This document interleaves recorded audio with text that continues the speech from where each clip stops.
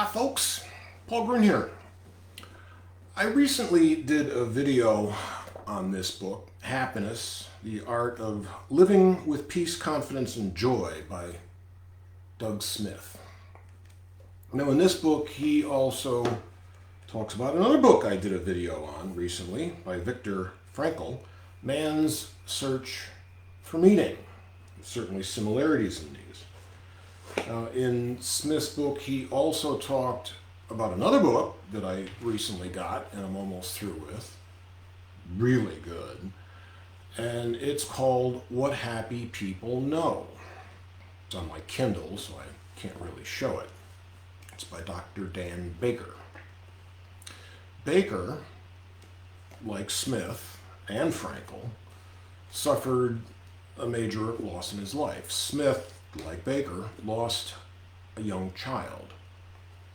Frankl, in fact, lost everyone in his whole family except his sister that escaped Australia. That was in World War II concentration camps. But all three men learned to be happy. And they realized that what they learned could help everyone, which is why they obviously wrote their books. Baker's book isn't so much based on theory. It's not based on opinion. Baker, like Frankl was, Baker's a psychiatrist. The book's based on science and research.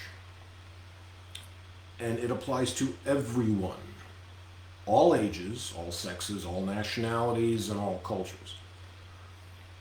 And he talks about the different parts of the brain and why we experience fear, why it's so hard to overcome, but how you can. Now, it might sound strange to talk about fear in a book on pleasure or happiness, but why is that? Well, it's because it's fear that keeps people from being happy. It's fear that limits people, and he naturally explains why. He covers 5 negative forces or traps to achieving happiness. One is trying to buy happiness. You can't. He who dies with the most toys does not win. No matter how much money or possessions people have, people still want just a little bit more. But it doesn't make them any happier. Now, as long as you're not in poverty, having more money does not lead to more happiness, and that's based on research. It's unfortunate that our materialistic society has really just made this one worse lately. Not really over the last 50 years or more. And 2, trying to find happiness through pleasure. You won't, whether it's food, alcohol, drugs, sex, whatever. Pleasure's a good thing, but it's the dessert of life. It's not the main meal. 3 is trying to be happy by resolving the past, and that won't work. Your worst memories will never fade. Your brain won't allow that to happen. Talking about it won't help. You can't resolve a past suffering. Sorry to say, you simply have to transcend it, and the book covers how. 4, trying to be happy by overcoming weakness. That won't work either. It might sound heroic, overcoming your weaknesses, but instead you need to build on your strengths. When people find their strengths, they don't need to fight their weakness. Another way to put it would be, don't play not to lose, play to win. And 5, trying to force happiness. You can't. You can't decide to be happy any more than you can decide to be taller. And you don't become physically fit by merely deciding to be. It takes work. Now, happiness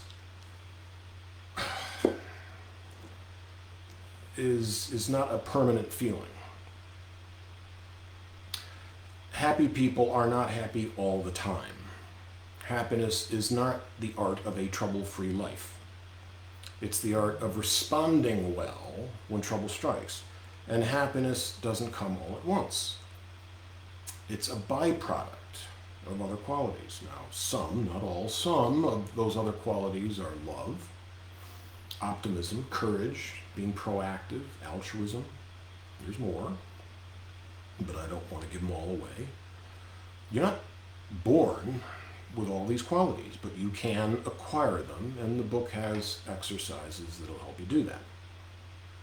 Baker covers 6 mechanisms to achieve happiness. I'd rather not reveal what they all are. I'd rather you read the book and all the exercises that are in it, but I'll briefly at least mention one. To be happy, you need to exercise your personal power.